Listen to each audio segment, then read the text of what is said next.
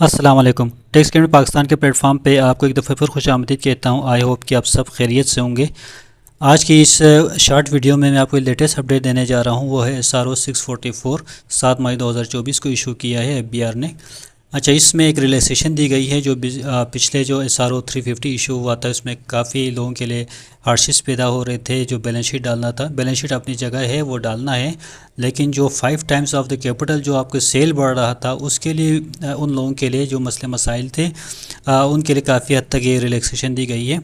अब इसमें जो SRO में था कि 5 times of the declared business capital जो एक्सीड कर रहा है, अब उसकी जगह पे जो बिजनेस डिक्लेयर्ड बिजनेस कैपिटल है, उसकी जगह पे इंसर्ट किया गया है, सब्स्टिट्यूट किया गया है capital and liabilities, sum of the capital and liabilities declared in the balance sheet. जो बैलेंस शीट में जो total capital and liabilities declare किया है, उस अमाउंट का 5 टाइम्स ज़्यादा उस अगर आप डिक्लेयर करें तो फिर आपको कमिश्नर से अप्रूवल की ज़रूरत पड़ेगी, अदरवाइज़ नहीं पड़ेगी। अब पहले क्या था, पहले ये था जो SRO शुरू में इंट्रोड्यूस हुआ था, उसमें यह था कि अगर आपका बिज़नेस कैपिटल से 5 टाइम्स ज़्यादा हो, इसका मतलब ये मिसाल के तौर पर आपका एसेट साइड से 100, कैपिटल है आपका 50 और लायबिलिटी से 50, तो इन दोनों को जमा करके आपका 100 asset equal to capital plus liabilities, ये इक्वेशन थी।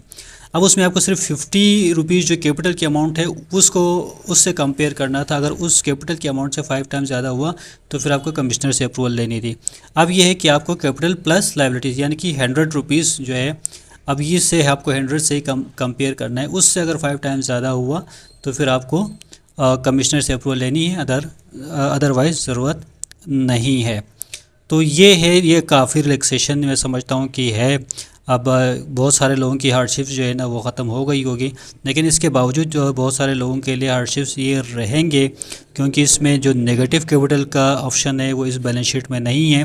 तो जब बैलेंस शीट में नेगेटिव कैपिटल का ऑप्शन ख़त्म हुआ, तो क्योंकि अकाउंटिंग की ट्रीटमेंट तो है वो अपनी जगह, इससे कोई डिनाई नहीं कर सकता। तो जो नेगेटिव कैपिटल है वो FBR की जो बैलेंस शीट है उसमें प्लेसमेंट नहीं हो सकती। तो इसमें आपकी ऐसे जो अकाउंटिंग इक्वेशन ये ख़राब हो जाएगी। तो बहरहाल ये एक चीज़ से कंसिडर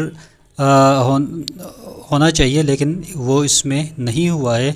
तो बाकी जिन लोगों के लिए मसला हल हुआ है उनके लिए बहुत बहुत मुबारक हो।